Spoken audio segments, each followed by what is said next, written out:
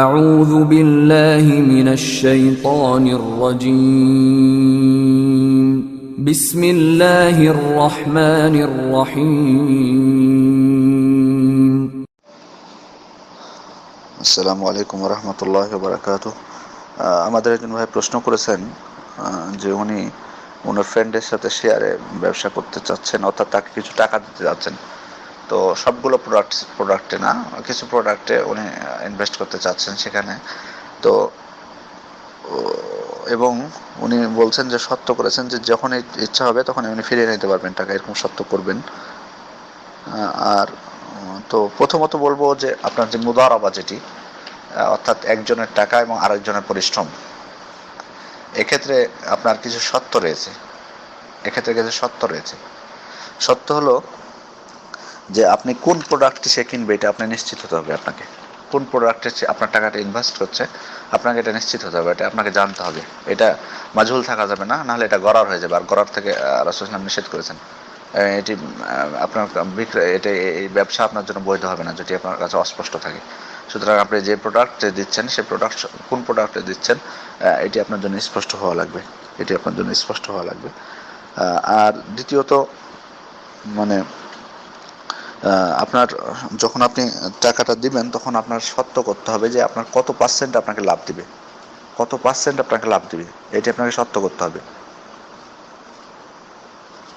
এটা সত্য না করলে হবে না। আপনি যদি টাকার আবার করেন যে 1 লক্ষ দিচ্ছেন, আপনাকে প্রতি মাসে 1,000 করে দিবে বা 2,000 করে, এটি বৈধ না। বরং পার্সেন্টেজ, লাভ যতটুকু হবে লাভের পার্সেন্টেজ অনুযায়ী আপনাকে 20% বা 40% বা 50% যেটাই হোক পার্সেন্টেজ অনুযায়ী হতে হবে।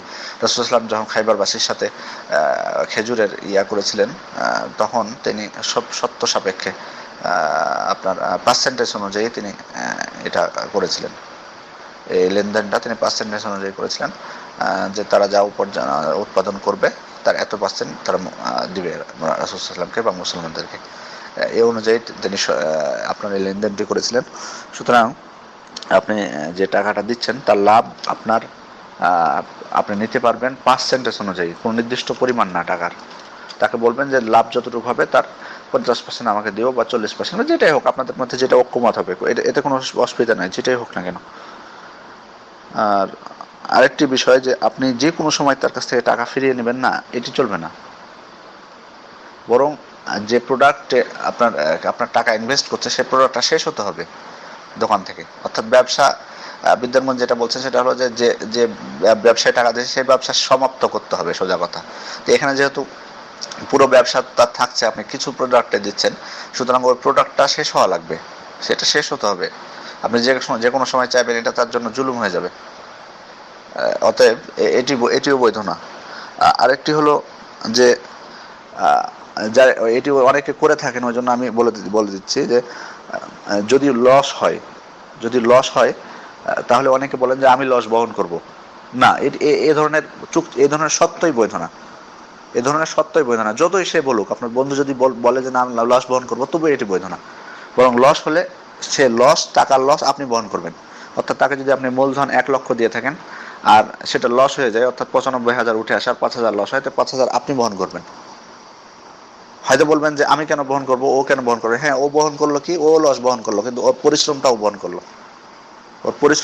করলো। অতএব সে যতই বলুক আপনাকে যে আপনাকে লাভ দিবে বা আপনাকে মূলধন ফিরিয়ে দিবে, তো এই ধরনের সত্য আরোপ করা বৈধ নয়, যতই আপনার ঐক্যমত হন না কেন। এটি শরীয়ত নিষেধ করেছে। অতএব এগুলো সত্য মেনে নিলে আপনি টাকা সেখানে ইনভেস্ট করতে পারেন, আপনার জন্য বৈধ আছে। আসসালামু আলাইকুম রহমতুল্লাহ বারাকাতুহু।